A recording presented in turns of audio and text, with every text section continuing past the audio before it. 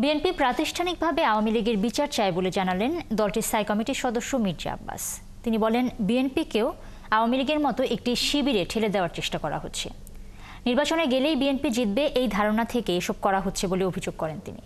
এদিকে নির্বাচনের মাধ্যমেই সব সমস্যার সমাধান সম্ভব বলে মনে করছেন বিএনপি চেয়ারপারসনের উপদেষ্টা সৈয়দ মোয়াজ্জেম হোসেন আলাল। আরও জানাচ্ছেন শাহেদুজ্জামান সাকিব। পল্টনের একটি হোটেলে ইফতারের আয়োজন করে জাতীয়তাবাদী সমমনা জোট। এতে অংশ নিয়ে দলটির স্থায়ী কমিটির সদস্য মির্জা আব্বাস বলেন, বিএনপির ক্ষমতায় আসা ঠেকাতে তাদের খাটো করতে উঠে পড়ে লেগেছে কিছু মানুষ।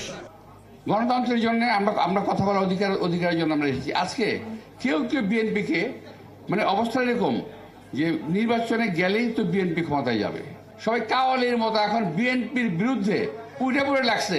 কেমনে বিএনপিকে খাটো করা যায়, বিএনপি মানুষের সামনে খাটো করা যায়। প্রাতিষ্ঠানিকভাবে আওয়ামী লীগের বিচার চান জানিয়ে তিনি বলেন, বিএনপিকেও আওয়ামী লীগের মতো একটি শিবিরে ঠেলে দেওয়ার চেষ্টা হচ্ছে।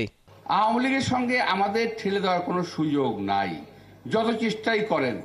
কারণ আমরাও আওয়ামী লীগের প্রাতিষ্ঠানিক বিচার চাই।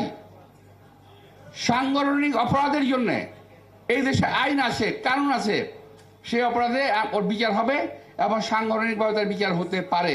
এদিকে বরিশাল বিভাগ সাংবাদিক সমিতির ইফতারে অংশ নিয়ে বিএনপি চেয়ারপারসনের উপদেষ্টা মোয়াজ্জেম হোসেন আলাল বলেন, একটি অবাধ ও সুষ্ঠু নির্বাচনের মাধ্যমেই সকল সমস্যার সমাধান সম্ভব। আমাদের একটু বেশি লাগে, আমরা একটু বেশি করে এটা বলতে চাই যে পরবর্তী কাজের অগ্রগতিগুলো কেন হচ্ছে না।